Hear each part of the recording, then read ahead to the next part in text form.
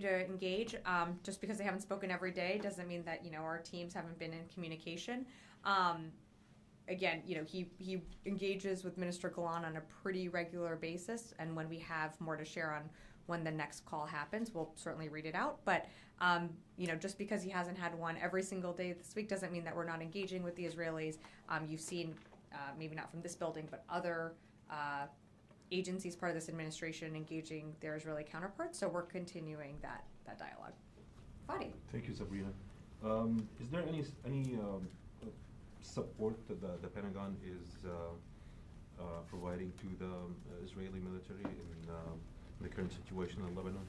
In terms of any ground support or air support? Absolutely. Any support, No. even in terms of intelligence? No support. Not even intelligence No. sharing. So up until, I guess, unless there's some changes, you've been describing what's happening as defensive operations. Mhm. I believe in the first day, almost 500 civilians were killed, including women and children in Lebanon. Civilian infrastructure has been damaged severely. Almost 1,300 airstrikes. Today, up until 3 p.m. Beirut time, more than 50,000 villages have been hit by Israelis. International organizations are describing what happened the first day as the highest death toll in Lebanon since the end of the civil war. So I'm just curious, what criteria are you using to describe what's happening as defensive operations? Well, Fadi, I think I'd have to point you back to October 8th when Lebanese Hezbollah attacked Israel following the brutal attack that Hamas launched on October 7th. So these are still defensive operations. We understand the threat that Israel faces. We are not supporting their operations when it comes to Lebanon. The support that you're seeing, or what you're seeing when it comes to U.S. forces in the region, is for our own force protection. And should we need to come to the defense of Israel like we saw from that large-scale attack from Iran, we've positioned forces to do that. But when it comes to Lebanon, the U.S. military has no involvement in Israel's operations. So just want to lay that flat. In terms of some of what you just referenced, this is exactly why we're pushing for a diplomatic solution. We don't want to see innocent civilians lose their lives. We want to see a de-escalation happen, and you're seeing engagement from all parts of this administration, including at UNGA right now. We're calling for a de-escalation, and we believe that a diplomatic off-ramp is the best way to resolve what's happening on that northern border.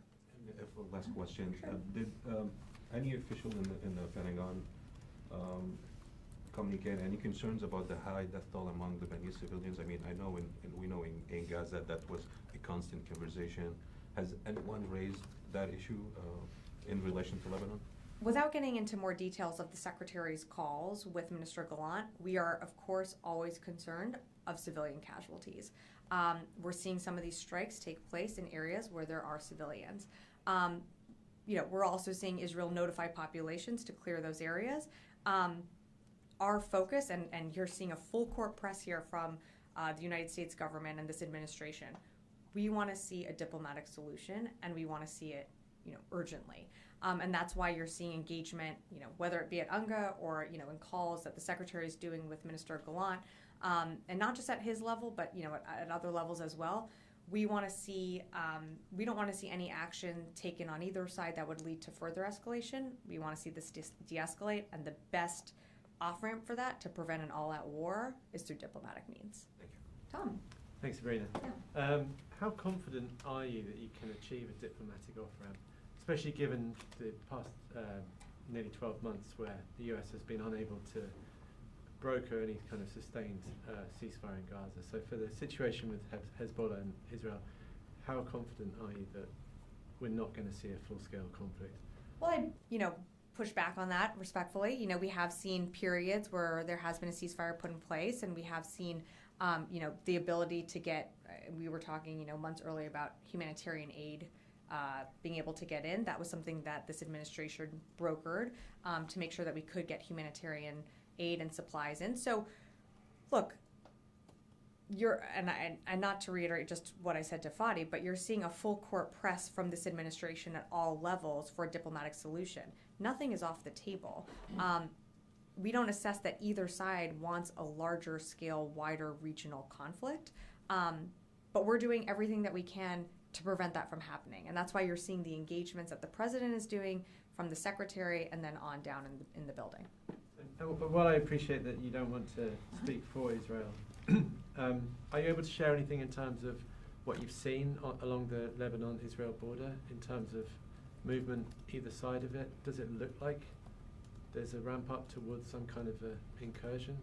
Right now, it doesn't, without characterizing Israeli operations and letting them speak to them for themselves, it doesn't look like anything is imminent. What we're seeing on that northern border is an increase in, the tit for tat going back and forth strikes between Israel and Lebanese Hezbollah. And that is our concern. We are concerned about a miscalculation. We don't want to see a wider regional conflict. And that's why in every conversation that we have, in the conversations that are happening in New York, we are continuing to press for a diplomatic resolve. Thank you so much. Yeah. We all know that Secretary Austin is always in contact with his Israeli counterpart. Does the Secretary have any objections to the way Israel is conducting its operations inside Lebanon? In terms of? In terms of, as you may know, targeting civilians, maybe carpet bombing to the villages along the border. Well, something that we've raised is we don't want to see this escalate. And any time that there is actions taken that could further escalate the war, that's or like a broader conflict, that we want to avoid a regional war. The secretary, in all of his conversations, urges restraint and urges, the Israelis to consider civilian casualties, and that's something that we've said from the very beginning. Look, I'm not going to get into more details on their private conversations, but of course it's something that the secretary discusses with his counterpart and will continue to raise. Could you confirm if the secretary told Gallant that they need to avoid the infrastructure in Lebanon? I think what I can tell you is what I reiterated earlier, is that of course we are always concerned where there are strikes in areas where there is a concentrated civilian population. That's something that the secretary raises on his calls with Minister Gallant. It's something that, at different levels in this building, we also raise with our Israeli counterparts, but I'm just not going to be able to go beyond that. Liz. Thanks, Sabrina. On China's ICBM test launch, a U.S. defense official said earlier today that China gave the U.S. warning it was going to do this launch. Was that through military channels or diplomatic channels? I don't have more specifics to provide on the channels, but we were given some advance notice, but I'm just not going to get into more specifics of that. I will say that is a good thing, and that is moving in the right direction in terms of getting that advanced notification, and that further reduces the risks of any misperception and miscalculation, so we certainly welcome that. Were any U.S. citizens at harm by this test in any way during it or following it? Not to my knowledge. Yeah. Ryan. Just a quick question. Israeli officials have said their strategy with Lebanon is escalate to de-escalate. Does the Pentagon think that's a viable strategy for how to conduct operations with Lebanon? So I'm not going to characterize the Israelis' operations. What I can tell you is only, our view and our perception is that any type of escalation that could lead to a miscalculation, we don't want to see. We want to see steps that lead to de-escalation and frankly, steps that lead to a diplomatic off-ramp, which we believe is the best solution here. That's what we're pushing for. That's what you're seeing happen at UNGA. That's also what you're seeing the secretary, continue to emphasize in his calls with Minister Gallant. And when he has the next call, that will be something that, I'm sure he would reiterate as well. Okay. Sure. In response to Tom's question, you said it doesn't look like anything is imminent. Was that in reference to a Israeli incursion into Lebanon? I believe the context was in terms of a ground incursion, so I was saying in that context, it doesn't look like something is imminent, but again, I'd refer you to the Israelis to speak to their own operations. Rio. Thank you. Yeah. I have a follow-up question on Chinese ICBM launch. Of course. So what's your assessment of this unusual ICBM launch into the Pacific Ocean, and do you think this is a provocative action, and especially do you think they want to send a message to the U.S.? In terms of, the whys, I'd refer you to the PRC to speak to that. We monitored the ICBM test. To Liz's question, again, we did receive some advance notification of this ICBM test, and we believe that that was a good thing. That was a step in the right direction, and it does lead, to preventing any misperception or miscalculation. What we can do here from the department is continue to press for a more regularized bilateral notification arrangement when it comes to ballistic missile and space launches.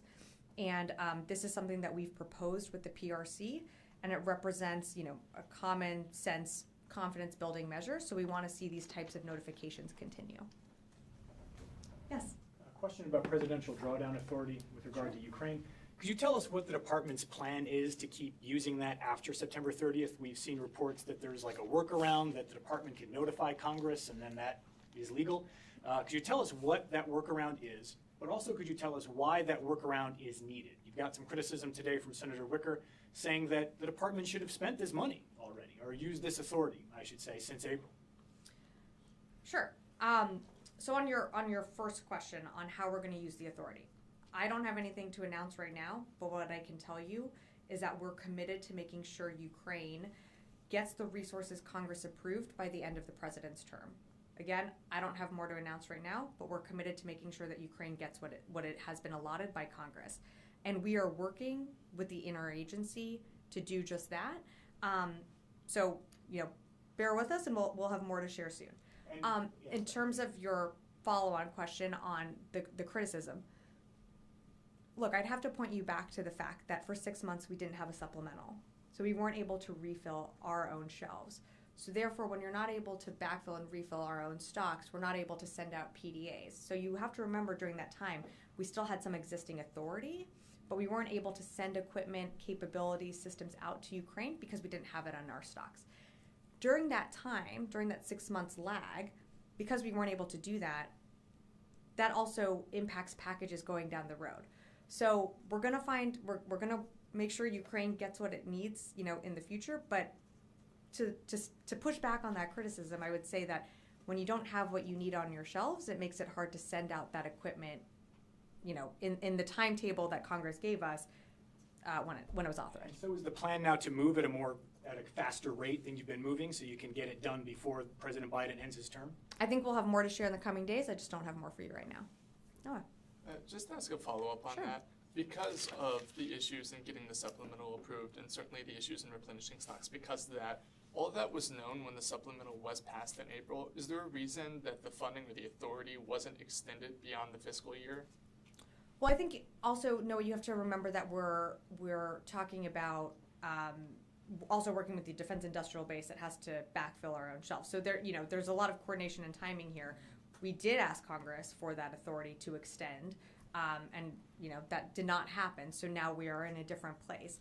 So I can't go back and answer questions of like what if this happened and when. All I can tell you is that we're committed to making sure Ukraine has what it needs, and we're going to do it. And that's a commitment that this president has made. And when we have more to share, we will. Jared. Sabrina, how comfortable is the department with the department's understanding on what the Israeli military's intentions and near and midterm plans are in Lebanon operationally? Have the Israelis briefed you on what they intend to do? So I'm not going to go into more details of the conversations between the Secretary and Minister Gallant, but it's something that has been discussed, and it's something that the Secretary continues to, in all of his conversations. I think you've seen the readouts. It's something that he asked about and that they discuss, but I'm just not going to go beyond the readout. Yeah, in the back. It's being reported that 60 additional U.S. troops are being deployed to Cyprus to help with potential mass evacuations of U.S. citizens from Lebanon. Can you confirm that? I cannot confirm the number, but what I can tell you is that we are sending a small number of additional U.S. military personnel forward to augment forces that are already in the region. I'm just not going to be able to provide you more specifics. I know I've seen the reporting. I know it's frustrating, but I'm just not going to be able to confirm more. And just to follow up from the story from last week, is it the Pentagon's view that it's acceptable under the laws of war to booby-trap civilian objects and place them amongst civilian populations. Is that acceptable for any nation to do? That's something that, well, one, without commenting on an operation that the U.S. military had no involvement in, it's hard for me to get into the hypotheticals. I'm not a lawyer. I'm not going to try and go down and explain, legalese from here. So I just can't comment further on that operation. Is the U.S., though, affecting supply chains or intercepting supply chains in order to place explosive items within normal consumer objects right now? Yeah, I'm not going to comment on a hypothetical Is it hypothetical? or an operation that we had no part of. Yeah. Thank you, Sabrina. Secretary Austin on Sunday told his Israeli counterpart to give time for diplomacy to work. And on Monday, we saw that Israel started to bomb Lebanon. And today, the Israel Defense Force has announced that they call up on the deployment of 2 reserve brigades to the border with Lebanon. So what is the time that Secretary Austin asked Israel for the diplomacy? And do you still believe that Israel listening to you? We do believe that we have, that Israel's listening. I mean, just the fact that they're listening by the amount of calls that the secretary's had with Minister Gallant, I think that shows their willingness to hear our views, our concerns, and our, to hear from the secretary. So I think that's important to note.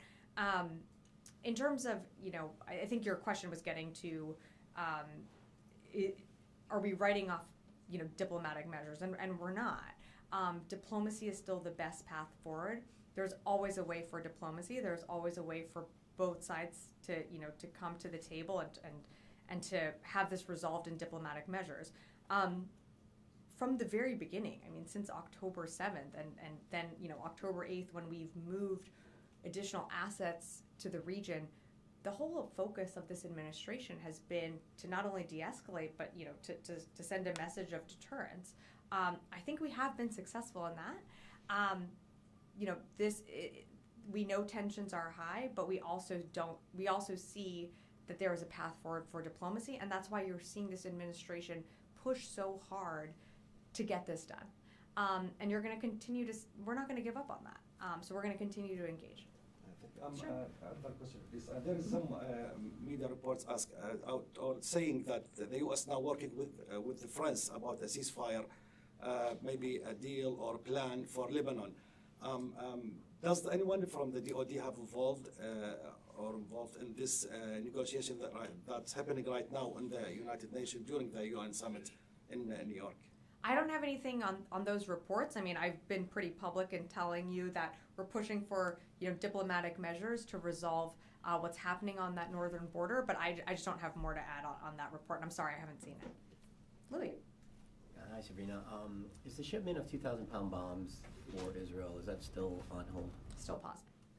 So the rationale behind that, from what I understand, was when Israel was preparing to go into Rafah, to protect civilian lives, limited operations.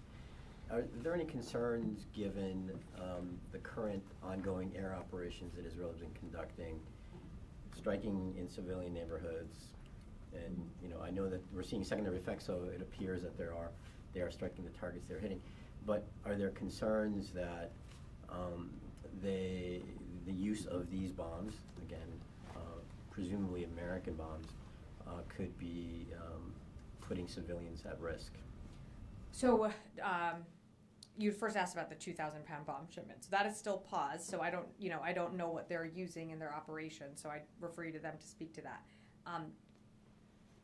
There is always a concern about civilian casualties, and that is something that the Secretary has addressed, really from the beginning, whether it be in Gaza or elsewhere.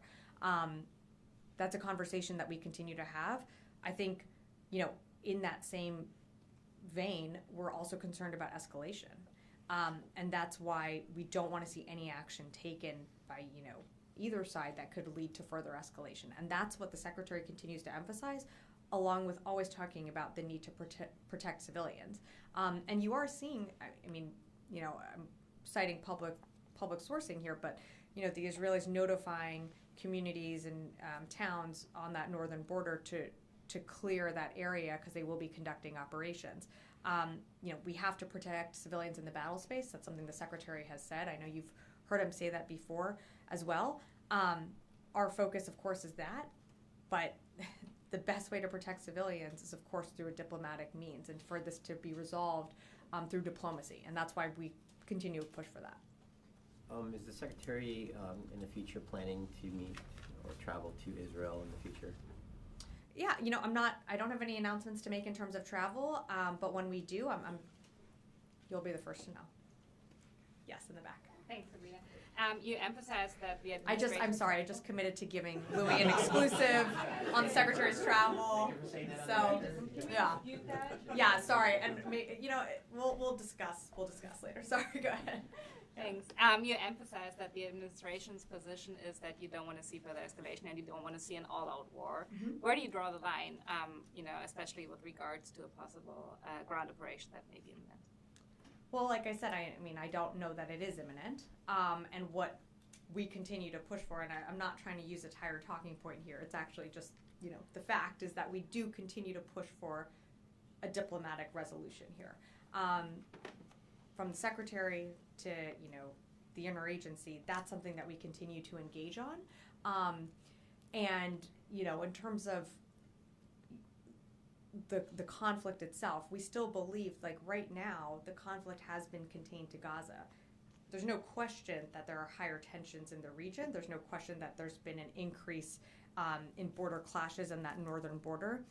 But we believe that in order to avert an all-out regional war, it's through diplomatic means. And so we're going to continue to push for that, and you're seeing that happen in New York, and you're seeing that happen here as well. Last one. Just to follow though, how has the conflict been contained to Gaza? You have civilians being killed in Lebanon.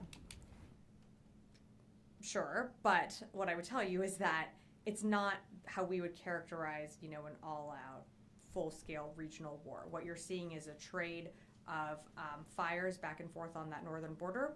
I'd point you to October 8th when Hezbollah started launching those. We're not seeing this widen out to a regional conflict, and that's what we are concerned about, and that's why, the Secretary from the beginning, whether it be the Ford, the Ike, the 26 MU that was in the region, and now you have the Lincoln there.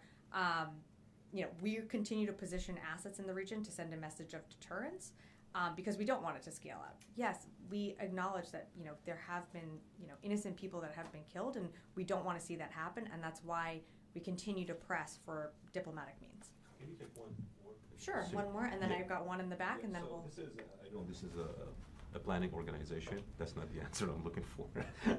That's the answer you get. In regards to Lebanon, did the Pentagon put together any NEO plans in case there's the need for it? You're so going to hate my answer. Yes, But I we know. are a planning organization. We plan for a wide range of contingencies. I will point you back, though, to, early on last year, late last year, but early on after October 7th, when I think I was up here, General Ryder was up here getting a lot of questions about NEO. I will say we are always a planning organization prepared for any contingency, and we never had to use those plans. We will always have plans on the shelf so we can dust off at any time, and that is the amazing thing of our military is we are able to surge capabilities to the region, and the Secretary did just that. And we have, incredible firepower in the region right now. So again, I'm not going to get ahead of anything, and that's also a State Department decision to make, but Fadi, to answer your own question, we are a planning organization. All right, Mike, and then I'll wrap up. Pentagon often talks about deterrence and giving Israel enough to defend themselves. Does this administration, would they like Israel to actually win their battle, win their war against Hamas, win their war against Hezbollah? Do you have a position on that, one way or the other? Well, I think we've said time and again that we support Israel's right to self-defense.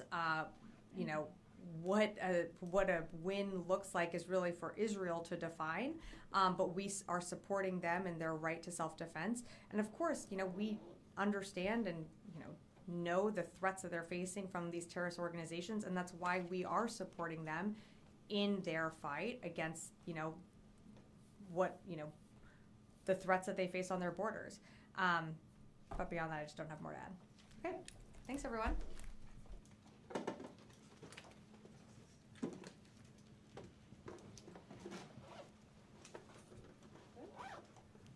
I'm happy to stick around if anyone has off-the-record